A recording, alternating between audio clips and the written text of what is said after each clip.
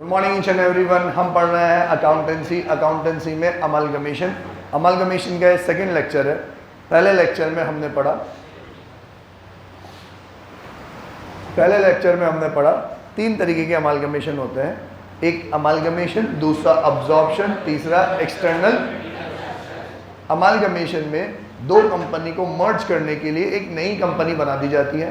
Absorption में एक existing company एक या दो एग्जिस्टिंग कंपनी को टेक ओवर कर लेती है।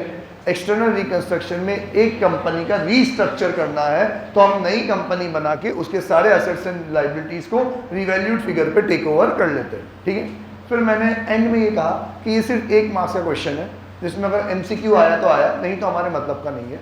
एज पर AS 14 अमालगमेशन को हम दो कैटेगरी में बांटते हैं, in the nature of merger और in the nature of purchase. In the nature of merger को डिफाइन किया गया है, परचेज को डिफाइन नहीं किया गया।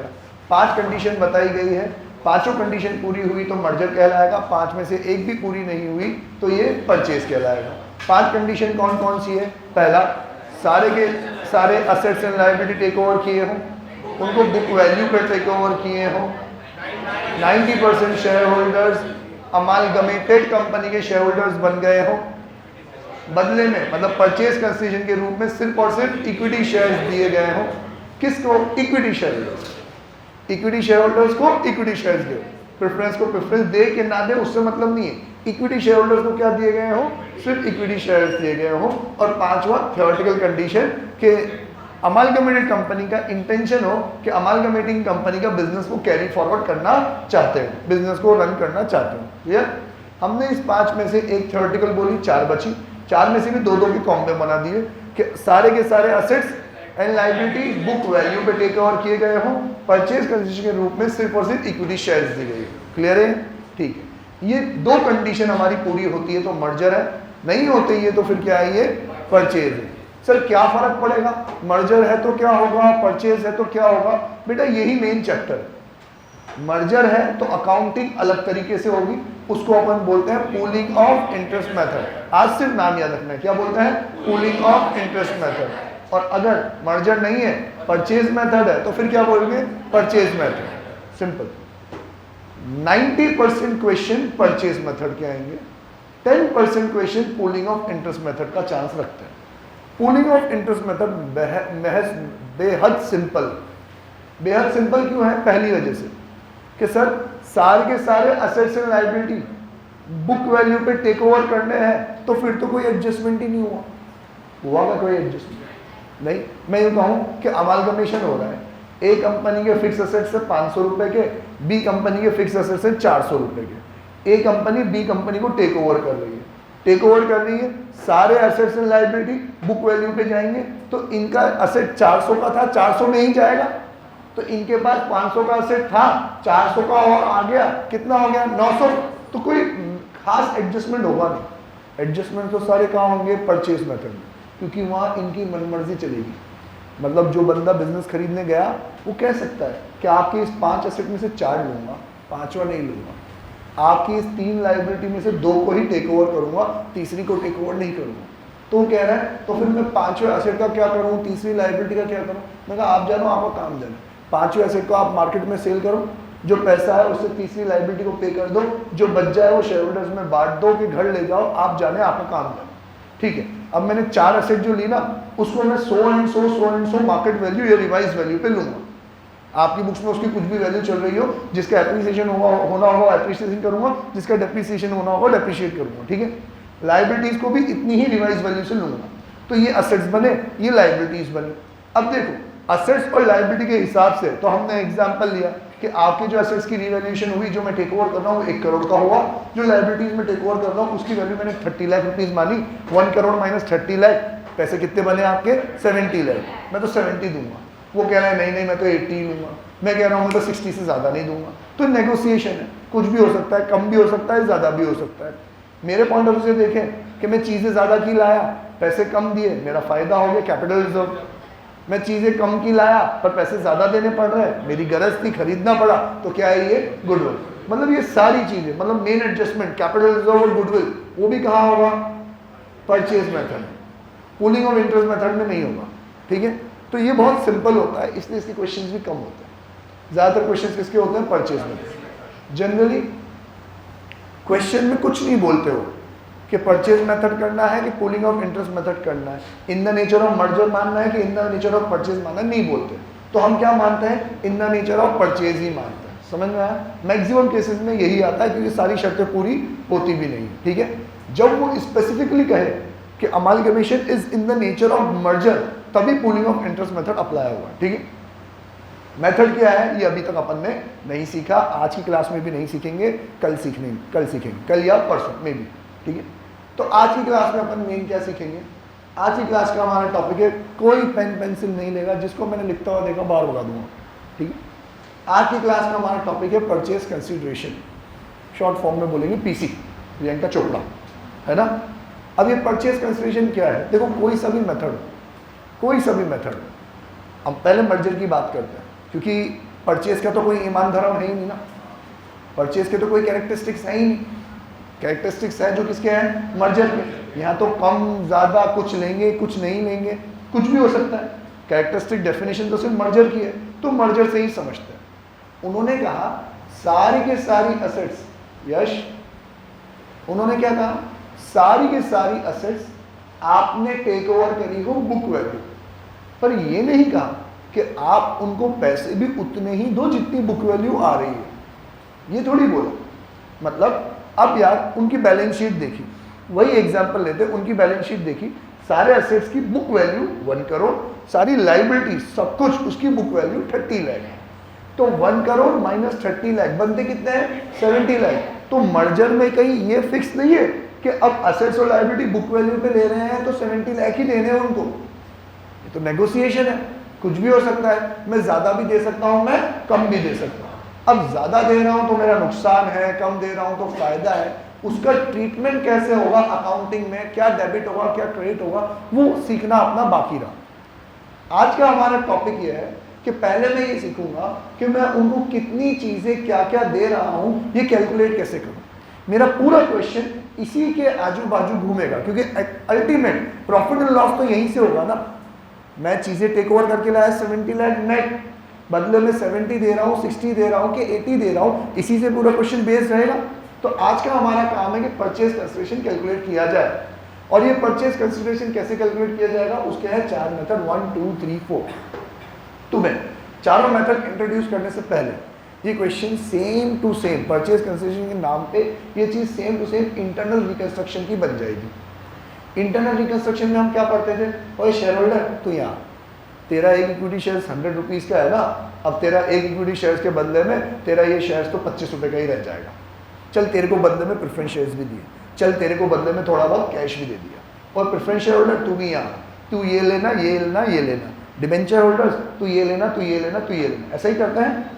सेम चीज़ अब हमको क्वेश्चन में अलग अलग एडजस्टमेंट फॉर्म में दी जाएगी कि भाई साहब मैंने जब उसकी कंपनी टेक ओवर करी तो कोई से भी असेट्स लिए हो, कोई सी भी लाइबिलिटीज ली हो कि ना ली हो, आई डोंट केयर। अब से मैं ये फर्क नहीं करूंगा कि मर्जर है कि परचेज है, कुछ भी हो भाई, मैं आपको सो एंड सो चीज़ें दूंगा। तो आपको कैलकुलेट करना पड़ेगा कि मैंने इक्विटी शेयर होल्डर को कितने की चीज़ें दी, मैंने प्रेफरेंस शेयर होल्डर्स को कितने की चीज़ें दी, मैंने डिबेंचर होल्डर्स को कितने की चीज़ें दी। इनको जो मैं चीज़ें दे रहा हूँ वो मेरे लिए क्या बन जाएगा? परचेज कंसिडरेशन, ठीक है। अब एज पर एज 14 सबसे इंपॉर्टेंट बात, गांठ बांध लेने वाली बात जो हर क्वेश्चन में वो लोग आपसे टेस्ट करेंगे कि परचेज कंसिडरेशन किसको बोलते हैं। सर जो चीजें हम परचेज कंसिडरेशन किसको बोलेंगे? सर जो चीजें हम equity share holder and preference share holder को पे करेंगे, सिर्फ वही। जो हम डिबेंचर होल्डर्स को पे करेंगे वो परचेज कंसिडरेशन का पार्ट नहीं। ये बात फिक्स होगी। और सर हम पैसे तो दे ही रहे ना। अरे बेटा पैसे तो मैं बहुत सारी चीज़ों के दे रहा हूँ, मैं उनको लाइबिलिटीज भी तो लेके आया ही हूँ ना। तो ये डिबेंचर्स भी एक तरीके की मेरे ऊपर क्या है? लाइबिलिटी है। समझ में आया कि नहीं? ठीक है। तो परचेज कंसिडरेशन किसको बोलेंगे अपन? इक्विटी शेयर होल्डर्स और प्रेफरेंस शेयर होल्डर। अब बच्चा हमेशा ये अक्सर, हमेशा तो नहीं, अक्सर ये मिसकंसेप्शन लेके बैठ जाता है कि जितने के हम इक्विटी शेयर्स या जितने के हम प्रेफरेंस शेयर्स दे रहे हैं वो परचेज कंसिडरेशन। मैं वो नहीं कह रहा। मैं इक्विटी शेयर होल्डर्स को बुलाऊंगा, उसको 3-4 चीजें दे दूंगा। तेरा 10 लाख का कैपिटल है, तो 10 लाख के बदले में 2 लाख के इक्विटी शेयर्स ले, 2 लाख के प्रेफरेंस शेयर्स ले, 2 लाख का कैश ले, 3 लाख का तुम मेरे से या 4 लाख का तुम मुझसे डिवेंचर ले ले। तो ये 4 चीज मैंने किसको दी? Equity share holder. यही 4 चीजें मैं किसको दे रहा हूँ? प्रेफरेंस शेयर होल्डर्स को। यही 4 में से 3 चीजें मैं किसको दे रहा हूँ? डिवेंचर होल्डर को। तो मैं बात कर रहा हूँ कि मैं क्या दे रहा हूँ, इससे फर्क नहीं पड़ता। फर्क किससे पड़ता है? किसको दे रहा हूँ। तो equity share holder, preference share holder को जो भी दे रहा हूँ, लोहा लक्कड़ कबाड़ सब कुछ किसमें काउंट हो जाएगा? Purchase consideration. डिबेंचर होल्डर को जो भी दे रहा हूं वो परचेज कंसिडरेशन में शामिल नहीं होगा। क्लियर है ये बात? ठीक है। अब परचेज कंसिडरेशन क्वेश्चन में 4 तरीके से दिया जाएगा। एक दिया जाएगा lump sum method. Lump sum method easy है, सबसे सिंपल। इसमें आपको एक फिक्स अमाउंट क्वेश्चन में ही दे दिया जाएगा कि हम उनको 70 लाख रुपए दे रहे हैं, हम उनको 60 लाख रुपए दे रहे हैं, हम उनको 80 लाख रुपए दे रहे हैं। कैसे दे रहे हैं ये भी बता दिया जाएगा कि 70 लाख रुपए में से 20 लाख के प्रेफरेंस शेयर्स देंगे, 10 लाख का डिवेंचर्स देंगे, 30 गए, बाकी का बचा हुआ इक्विटी शेयर्स दे देंगे। तो ये कौन सा मेथड है? लमसम मेथड, जिसमें एक बड़ा वाला अमाउंट परचेज कंसिडरेशन का खुद ही दे दिया जाएगा। अब आपको कैलकुलेट करने की जरूरत नहीं है, ये डायरेक्ट आंसर उन्होंने खुद ने दे दिया कि ये क्या है मेरा, इतना परचेज कंसिडरेशन। ये सबसे सिंपल, सबसे लल्लू होता है। बहुत कम क्वेश्चन में ये वाला मेथड वो लोग यूज करते हैं। ठीक है। अगला है पेमेंट मेथड। पेमेंट मेथड में क्या होगा? वो बार बार बुला बुला के बात करी जाएगी कि देख इक्विटी शेयर होल्डर्स, तेरे को 1 2 3 ये 3 चीजें मिलेगी।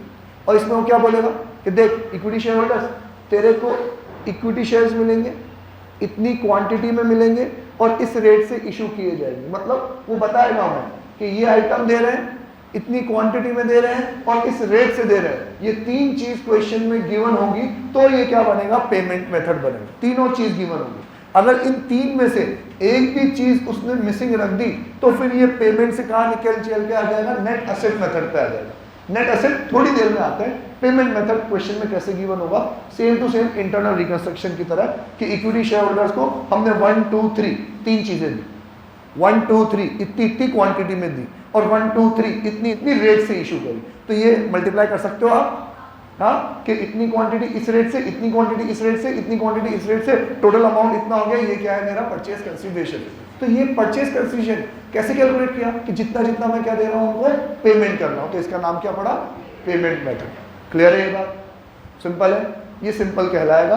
अक्सर क्वेश्चन में यही वाला मेथड आता है क्योंकि इसमें वो लोग आपको सारी चीजें बता देते हैं, आपको कैलकुलेट करना रहता है। ठीक है। हाँ, बस ध्यान क्या रखना है कि share holder, equity share holder, preference share holder को जो देंगे वही परचेज कंसिडरेशन का पार्ट है, डिवेंचर होल्डर वाला परचेज कंसिडरेशन का पार्ट नहीं है। दो, उसका भी एडजस्टमेंट इन दोनों की तरह ही होगा, फिर भी ये परचेज कंसिडरेशन का पार्ट नहीं है। क्लियर है? कि जो कोई पूछना है यहाँ तक? किसी को ये पूछना है क्या कि सर फिर जो डिवेंचर होल्डर को दे रहे हैं वो किसका पार्ट है? लाइबिलिटीज का पार्ट है।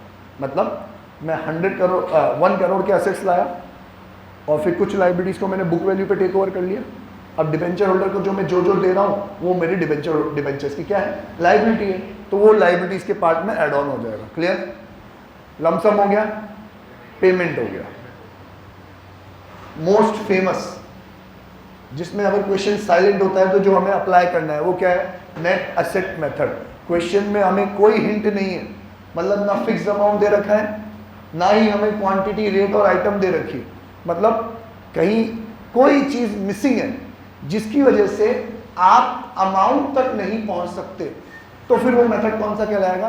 नेट एसेट मेथड कहलाएगा। मींस हो सकता है उन्होंने यूं कहा कि बैलेंस हम इक्विटी शेयर्स दे देंगे या फिर हम balance number of equity shares दे देंगे। आइदर इक्विटी शेयर की रेट मिसिंग कर दी कि कितनी रेट से देना है ये नहीं बताया, या इक्विटी शेयर्स की क्वांटिटी मिसिंग कर दी कि कितने नंबर ऑफ इक्विटी शेयर्स देने हैं, या प्रेफरेंस शेयर्स कितने देने हैं, या डिवेंचर्स कितने देने हैं। कोई सी भी चीज अगर क्वेश्चन में से मिसिंग है तो फिर वो कौन सा है? Net asset method. अब नेट एसेट मेथड क्या बोलता है? ये तो नाम से ही पता पड़ रहा है कि मैं तुम्हें पैसे कितने दूंगा जो तुम्हारा नेट एसेट होगा, है कि नहीं? अब इससे आप एक बात समझो, हमारा स्टैंडर्ड एग्जाम्पल कि 1 करोड़ के एसेट, 30 लाख की लाइबिलिटी, तो नेट एसेट कितना हुआ? 70 लाख। तो मैं तुम्हें पैसे कितने दूंगा? 70 लाख। तो ना फायदा ना नुकसान, है कि नहीं? बाकी दोनों में फायदा नुकसान हो सकता है कि नहीं हो सकता? हो सकता है। बाकी दोनों में अब क्या करना पड़ेगा कि इन दोनों मेथड में मुझे परचेज कंसिडरेशन कैलकुलेट करके किससे कंपेयर करना पड़ेगा? नेट एसेट से। कि लमसम मेथड में तुमने तो बोल दिया 80 लाख देंगे, पर जब मैं टेक ओवर करके लाया तो मैंने देखा नेट एसेट तो 70 के ही है, तो 70 के बदले में 80 दे रहा हूँ, क्या है ये 10 लाख का गुडविल। नेट पेमेंट मेथड में मैंने हिसाब लगाया 1 2 3 ये इतनी चीजें दे रहा हूँ सर, ये तो 65 की हुई और नेट एसेट तो कितने की आ रही है 70 की, मतलब मैं 5 लाख रुपए कम दे रहा हूँ, क्या हो गया ये कैपिटल रिजर्व। तो इट मींस इन दोनों केसेस में या तो कैपिटल रिजर्व आएगा या फिर गुडविल आएगी। इधर नेट एसेट मेथड में ना कैपिटल आएगा ना गुडविल आएगा। क्लियर है ये बात? ठीक है। लास्ट है आपका थोड़ा सा एक लेवल अप। मैं इसमें क्वांटम नहीं बताऊंगा कि मोस्ट ऑफ द टाइम ये आएगा कि नहीं आएगा, इसके इक्का दुक्का क्वेश्चन होता है। अगर ये वाला मेथड आता है मतलब उन्होंने एक लेवल बढ़ा के हमें क्वेश्चन दिया है। ठीक है। मोस्ट ऑफ द क्वेश्चंस में आपको पेमेंट मेथड या नेट एसेट मेथड ही मिलेगा। ठीक है। कभी कभी lump sum method, rare of the rare, और उससे भी रेयर क्या है इंट्रिंसिक वैल्यू मेथड। ये बहुत देर से लोग उसको देख रहे हैं, क्या लिखा हुआ है ये लिखा हुआ है intrinsic value method. Intrinsic value मतलब इंटरनल वैल्यू ऑफ शेयर्स। अब ये इंटरनल वैल्यू क्या कहेंगे अपन? बहुत सिंपल है। मैं कहूँ, समझना, आप सुन के जवाब दे रहा हूँ। मैं कह रहा हूँ 1 करोड़ के मेरे असेट है, 30 लाख की मेरी सारी एक्सटर्नल लाइबिलिटीज है। 1 करोड़ माइनस 30 लाख 70 लाख। इस 70 लाख के नेट असेट के अगेंस्ट में मैंने 10 लाख इक्विटी शेयर्स इशू कर रखे, तो मेरे एक शेयर की वर्थ कितनी हुई? 7 रुपए। हुई कि नहीं हुई? तो इसको अपन बोलते हैं इंट्रिंसिक वैल्यू ऑफ शेयर। समझ में आया कि नहीं आया? कैसे कैलकुलेट होगा? Sir net asset upon number of shares, तो ये इंट्रिंसिक वैल्यू हो गई। यही तो हुई उसकी इनहेरेंट वैल्यू। आज आप समझना, कोई डिमांड एंड सप्लाई फोर्स ना हो, मतलब शेयर बाजार जो सेंटीमेंट से चलता है ना, आपको पता है कि नहीं पता ये बात? अब तक तो ये बात पता चल चुकी होगी कि जैसे अडानी के अगेंस्ट में हिंडनबर्ग की रिपोर्ट आई तो उसका वैल्यू अचानक से गिर गया। आपको कभी ये अमेज नहीं होता कि कैसे पॉसिबल है? जो कंपनी कल जैसे चल रही थी आज भी वैसे ही चल रही है, पर किसी ने उसके बारे में कुछ बोल दिया तो उसके शेयर की प्राइस गिर गई, मतलब अडानी अचानक से गरीब हो गया। ठीक है। तो मैं कह रहा हूँ कि ये सेंटीमेंट्स हटा दो, ये डिमांड एंड सप्लाई फोर्सेस हटा दो, क्योंकि न्यूज आई, नेगेटिव न्यूज थी तो लोग उसके शेयर बेचने लग गए तो वैल्यू क्या हो गई? कम हो गई, सप्लाई बढ़ गई। ठीक है। तो सब डिमांड एंड सप्लाई फोर्सेस को हटा दो। तो सोचो अगर डिमांड एंड सप्लाई फोर्स नहीं है तो फिर शेयर की वैल्यू बढ़ेगी और घटेगी कैसे? तो फिर शेयर की वैल्यू कैसे इंक्रीज और डिक्रीज होगी? कंपनी के परफॉर्मेंस से। हाँ, कंपनी के परफॉर्मेंस से मतलब उसके प्रॉफिट से। एक सिंपल सा एग्जांपल ले, कंपनी ने 100 रुपए का शेयर कैपिटल इशू किया, लायबिलिटी 100 रुपए उसके पास आ गया। उसने 100 रुपए से बिजनेस करना स्टार्ट किया, 100 रुपए से बिजनेस स्टार्ट किया तो उसने 50 रुपए कमाए। 50 रुपए कमाए, 50 रुपए में से 30 रुपए तो उसने हाथों हाथ बांट भी दी। तो अब कंपनी के पास कितने रुपए बचे? 120। कितने बचे हैं? 120। पर कैपिटल कितने का था? 100 का, है ना? तो अब ये क्या माना जाएगा? मतलब मेरे 100 रुपए के शेयर की वैल्यू अब कितनी हो गई है? 120। फिर ये 120 से 160, 180, 200, 220 ऐसे बढ़ता जाएगा। तो ये क्या हो रहा है? मेरे एसेट की इंट्रिंसिक वैल्यू बढ़ रही है कि नहीं बढ़ रही? कैसे बढ़ रही है? वो उसके नेट एसेट के बेसिस पे कि जितनी उसकी नेट वर्थ है। समझे कि नहीं? तो अब हम ये कह रहे हैं कि सर हम आपको कितने पैसे देंगे? हम आपको शेयर्स देंगे आपके इंट्रिंसिक वैल्यू मेथड। सर अब ये इंट्रिंसिक वैल्यू मेथड क्या होता है कि मैं अब है ना दोनों कंपनी के शेयर्स को 1-on-1 कंपेयर करूंगा कि मैं तुम्हारी कंपनी परचेज कर रहा हूं तो तुम्हारी कंपनी में मैंने देखा 1 करोड़ के असेट, 30 लाख की लायबिलिटी, नेट असेट 70 लाख और तुमने कर रखे हैं 1 लाख शेयर्स इशू। अब मैंने नंबर थोड़ा चेंज कर दिया, 70 लाख के नेट असेट्स के अगेंस्ट में तुमने कितने शेयर इशू कर रखे हैं? 1 लाख। तो तुम्हारा एक शेयर कितने का हुआ? 70 रुपीज का हुआ कि नहीं हुआ? अब भाई मेरा सुनो, मेरे तो 140 का नेट असेट था, या फिर थोड़ा सा रिवर्स कर देते हैं, मेरा भी 70 लाख का नेट एसेट था लेकिन मैंने 50,000 ही शेयर्स इशू कर रखे थे, तो मेरी इंट्रिंसिक वैल्यू कितनी हो गई? 140। कर लो आप, 70 लाख डिवाइड बाय 50,000, तो मेरी नेट एसेट की वैल्यू, मेरे इंट्रिंसिक वैल्यू कितनी हो गई? 140। इसका मतलब तुम्हारा एक शेयर अगर 70 का है तो मेरा एक शेयर कितने का है? 140 का, इसका मतलब तुम्हारे 2 शेयर तो मेरा 1 शेयर। तो मैं अब क्या करूंगा कि भाई इंट्रिंसिक वैल्यू के अकॉर्डिंगली मैं तुम्हें अगर शेयर्स बांटने वाला हूं तो ये देखा मैंने 70 और 140 मतलब 2:1, तो अब तुम्हारे हर 2 शेयर के बदले में मैं तुम्हें क्या दूंगा, 1 शेयर दूंगा। समझे नहीं? क्लियर है? तो ये बन गया मेरा क्या, purchase consideration according to intrinsic value of shares. Clear है? ठीक है, एक बार रीड कर लेते हैं। Lump sum method, fix amount to share holders. Payment method, transferee company. Transferor और ट्रांसफरी कौन होता है? ट्रांसफरर जो कंपनी बंद हो रही है क्योंकि उसकी सारी चीजें अब क्या हो जाएगी, ट्रांसफर। तो ये ट्रांसफर कर रहा है तो ये है ट्रांसफरर, जिसको मिल रही है वो transferee. Transferee company makes individual payment to equity share holder and preference share holder. जिसकी चीजें मिल रही है ट्रांसफरी कंपनी मतलब बड़ी वाली कंपनी जो चीजें टेक ओवर कर रही है वो इंडिविजुअल पेमेंट करेगी इक्विटी शेयर होल्डर को, इंडिविजुअल पेमेंट करेगी प्रेफरेंस शेयर होल्डर को। Then item, quantity and rate is given. तीनों गिवन है तो पेमेंट मेथड। तीनों में से एक जगह भी क्रॉस लग रहा है किसी में भी तो कौन सा है, net asset method. PC is calculated on the basis of asset minus liability. Intrinsic value method, PC is calculated on the basis of intrinsic value of transferor and transferee company. Intrinsic value of transferor and transferee 70 और 140। Clear है? Done.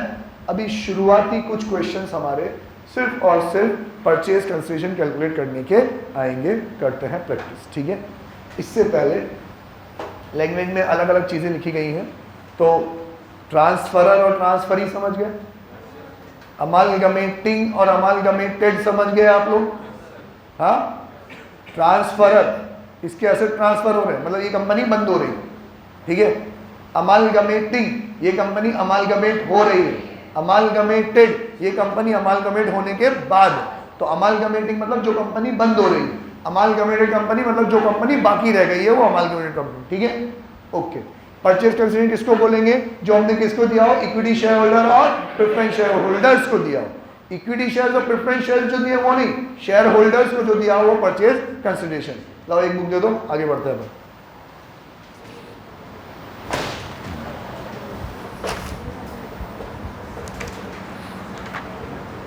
Illustration number 1,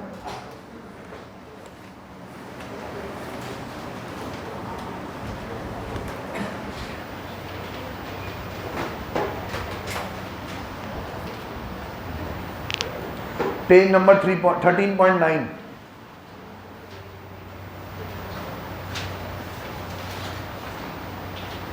calculator ले लेना हाथों में, चलो read करो please. Okay. S limited is absorb by P limited. S limited is absorb by P limited मतलब बंद कौन हो रही है, एस लिमिटेड। पैसे कौन देगा, P limited. S limited gives the following information on the date of absorption. Sundry assets 13 lakh, share capital. तो अब से आप सारे कैपिटल्स के जो डिनोमिनेशन है वो मार्क करोगे, कितने हैं और किस रेट के हैं। 2000 7% preference shares of 100 each fully paid up, 5000 equity shares of 100 each fully paid up. तो 100 100 2000 5000 को मार्क कर लो।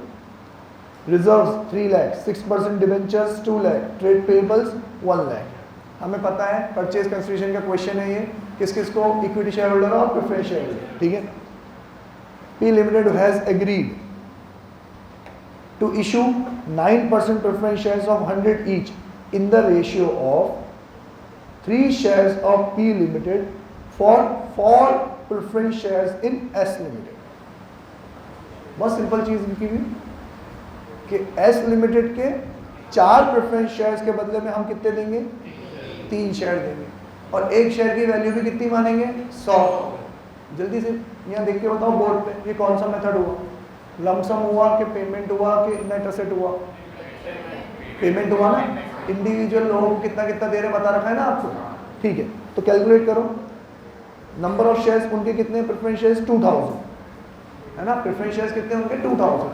हर 4 के बदले में 3 मिलेंगे तो divide by 4 multiply by 3।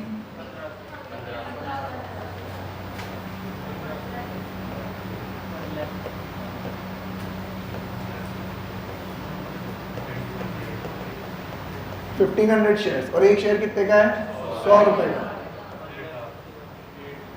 1,50,000। Done, simple. अगला to issue to the debenture holders in S limited. अब यार नीचे नीचे लास्ट लाइन में लिखा हुआ you are required to calculate purchase consideration, और जो मैं डिबेंचर होल्डर्स को देता हूँ वो तेल लेने जाएगा, तो परचेज कंसिडरेशन का तो पार्ट नहीं है, लेकिन बड़े वाले क्वेश्चन में तो सब कुछ ही कैलकुलेट करना पड़ेगा, तो एटलीस्ट कैलकुलेटर में तो चला लेते हैं।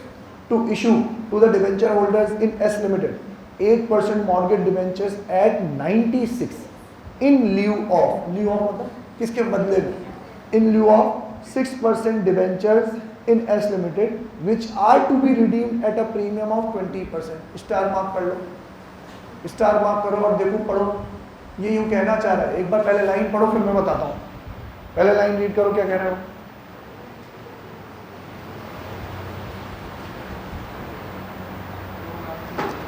क्या वो यूं कह रहा है कि तुम्हारे 6% डिबेंचर्स के बदले में मेरे 8% के डिबेंचर्स दूंगा, क्या वो ये कह रहा है?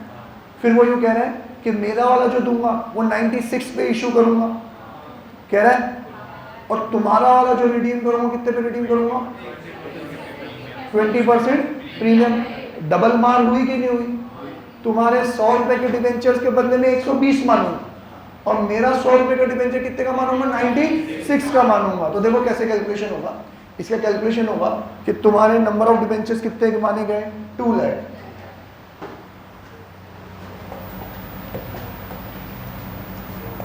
2 लाख तुम्हारे डिबेंचर्स, तुम्हारा एक डिबेंचर 100 रुपए का है, हाँ, डिवाइड बाय 100। देखो कहीं पे लिखा हुआ है कि डिबेंचर की फेस वैल्यू नहीं, तो अज्यूम तो 100 ही किया जाएगा, क्योंकि जो रिडेम्पशन और इशू है वो 100 के आसपास है, 120 और 96, तो हम बाय डिफॉल्ट कितना मानेंगे, 100 रुपए मानेंगे, डिवाइड बाय 100 मल्टीप्लाई बाय 120, क्योंकि तुम्हारा एक कितने का माना, 120 का माना, तो करो मल्टीप्लाई कितना हुआ, 2,40,000। मतलब मुझे तुम्हें 2,40,000 रुपीज देने, और मेरा एक डिवेंचर कितने का माना गया, 96 का, तो डिवाइड बाय 96 करूंगा 2500। मतलब डिवेंचर होल्डर्स मैं तुम्हें मेरे 2500 डिवेंचर्स दूंगा, जो भले ही 96 पे इशू हो और उसकी फेस वैल्यू तो 100 ही है, तो 2500 इंटू 100, 2.5 लाख का डिवेंचर इशू कर रहा हूं मैं। समझ में आया कि नहीं? हाँ, उनके 2 लाख के चक्कर में मेरी जेब से कितने निकल गए, 2.5 लाख। हाल फिलहाल ये परचेज कंसिडरेशन का पार्ट नहीं है, लेकिन जब फुल फ्लेज क्वेश्चन सॉल्व करेंगे तब जो डिबेंचर्स को टेक ओवर करेंगे तो वो 2 लाख पे नहीं करेंगे, कितने पे करेंगे अपन, 2.5 लाख पे करेंगे। समझ में आया कि नहीं? हाँ, ओके, चलो नेक्स्ट चलते हैं आगे। टू पे 20 पर शेयर इन कैश, सबसे सिंपल बात कि प्रेफरेंस शेयर निमट गया, तुम्हारे डिबेंचर शेयर होल्डर्स निमट गए, अब कौन बचा, इक्विटी शेयर होल्डर। उनको हम कह रहे हैं टू पे 20 पर share in cash and to issue 6 equity shares of 100 each issued at the market value of 125. 6 equity shares of 100 each issued at a market value of 125 in lieu of every 5 shares held in S Limited। 2 से 3 star mark कर दो इसके ऊपर। एक बार फिर से read करो।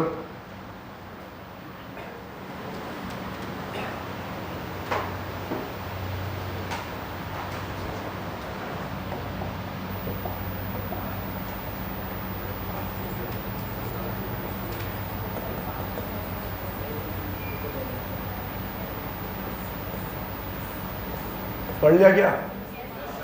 तो पहले तो ये समझो, सारा खेल लैंग्वेज का है। अकाउंटिंग कोई सिखा रहे हैं तुमको? नहीं ना, ये तो दुनियादारी तो सिखा रहे हैं कि भैया तेरे को ये इतना मिलेगा, ये इतना मिलेगा। तो पहले उसमें ये ऑब्जर्व करो कि जो कैश देने की बात है वो अलग है और जो शेयर देने की बात है वो अलग है। दोनों का हिसाब किताब अलग है कि नहीं है? 20 रुपये तो हर शेयर के लिए तुम्हें मिलेंगे ही मिलेंगे। तो बताओ भैया कितने शेयर्स हैं तुम्हारे पास? कितने हैं? 5000 शेयर्स हैं। तो कैश कितना मिलेगा? 5000 इंटू 20, 1 लाख तो तुम्हें क्या मिल जाएंगे? कैश मिल जाएगा। ठीक है, फिर आप इक्विटी शेयर्स का अच्छे से पढ़ो। क्या वो यूं कह रहा है क्या कि तुम्हारे हर 5 शेयर के बदले में मेरे 6 शेयर मिलेंगे और मेरा एक शेयर कितने का माना जाएगा? 125 का। कह रहा है कि नहीं कह रहा? कह रहा है। तो जल्दी से बताओ, अब जो मैं तुम्हें इक्विटी शेयर्स दे रहा हूँ वो कितने दे रहा हूँ? तुम्हारे कितने शेयर्स हैं? 5,000 टोटल शेयर्स हैं, मैं कह रहा हूं तुम्हारे हर 5 के बदले में 6 मिलेंगे, ठीक है? तो कितने 6,000 शेयर हो गए, और मेरा एक शेयर कितने का मानूंगा मैं 125, कितना हो गया बेटा 5 लाख 7,50,000 डन। बस और तो कुछ नहीं दे रहे ना। चौथा वाला पॉइंट पढ़ो क्या है, to assume the liability to trade payables. To assume the liability trade payable मतलब ये ट्रेड पेबल्स भी हम टेक ओवर कर रहे हैं, जितने के हैं उतने में टेक ओवर कर रहे हैं, और उससे कोई फर्क नहीं पड़ता। परचेज कंसिडरेशन तो equity share holder, preference share holder. तो भाई साहब प्रेफरेंस शेयर होल्डर्स को दे रहे हैं 1.5 लाख का माल, इनको दे रहे हैं हम 8,50,000 का माल। टोटल परचेज कंसिडरेशन कितना हो गया मेरा 10 लाख। सोल्यूशन देखो सही पढ़ा रहा हूँ कि नहीं?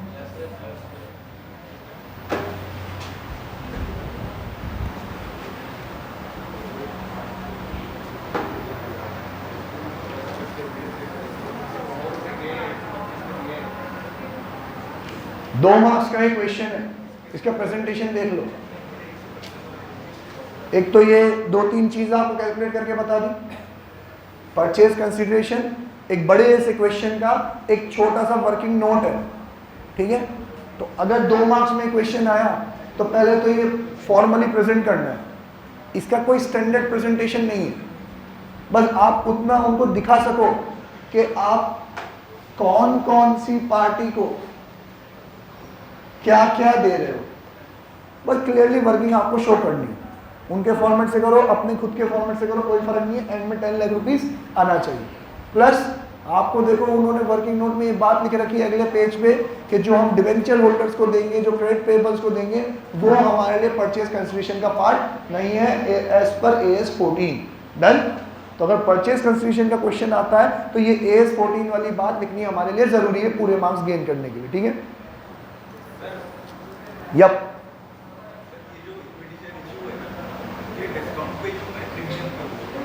प्रीमियम पे हुए ना, 125 में इशू है ना।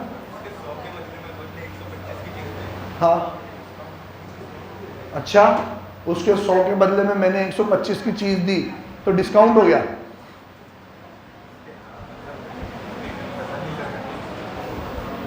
तो सिर्फ यूं देख, मेरी बात सुन, तो सिर्फ यूं देख, तेरे 100 रुपए की चीज लेने के लिए मैंने 125 रुपए दिए, मेरा फायदा हुआ कि नुकसान? मेरा नुकसान, बस।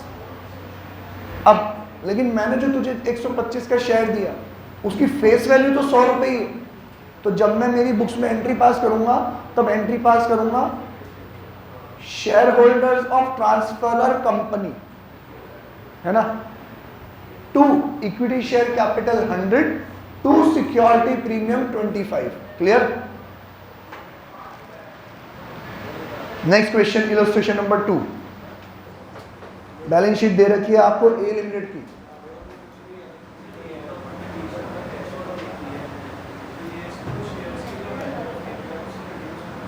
क्यों होना चाहिए था? इसने कहीं कह रखा है कि रिड्यूस होगा?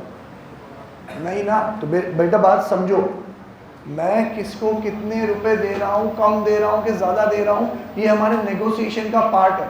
इसको तुम्हें दिल पे लेने की जरूरत नहीं है। अरे यार सर कैश भी दे दिए, 5 के बदले में 6 भी दे रहे हो और दे भी 125 से रहे हो, तो साफ साफ दिख रहा है कि उनका जो शेयर कैपिटल 5 लाख था उसके बदले में क्या दे रहा हूँ, 8.5 लाख की चीजें दे रहा हूँ। तो कल BCC वाला एग्जाम्पल समझाया तो था, मेरे को तो चीज खरीदनी है।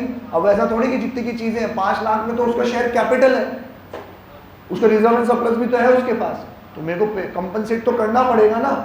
तो इसलिए ज्यादा दिमाग के घोड़े नहीं दौड़ाए।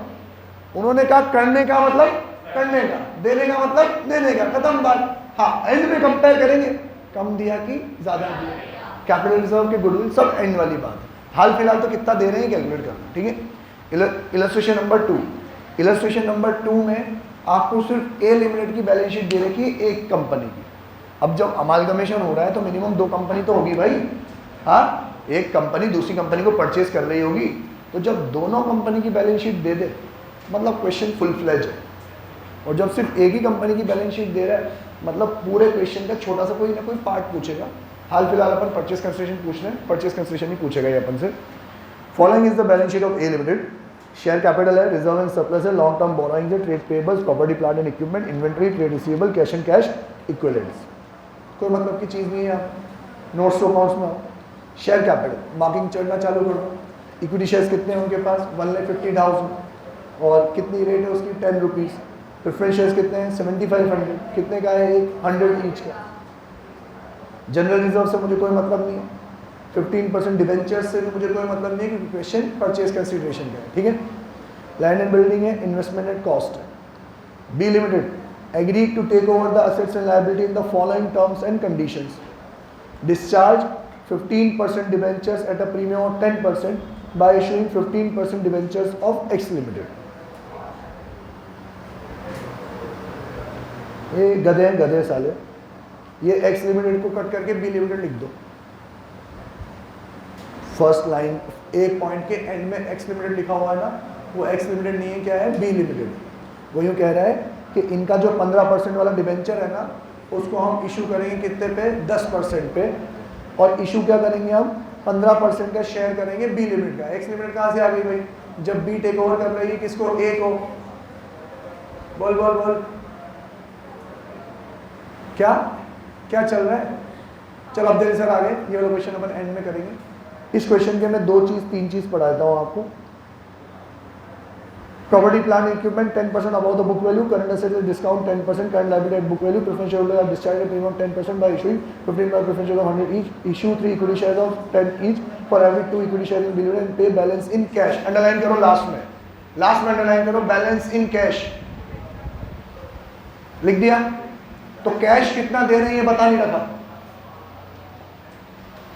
कैश कितना दे रहे हैं ये बता नहीं रखा, तो नेट पेमेंट नहीं है, क्या है ये, नेट एसेट है। ठीक है, कल हिसाब लगा लें कितने एसेट्स कितनी लायबिलिटी और कितना हम दे रहे हैं। ठीक है, बाय टाटा, सी यू।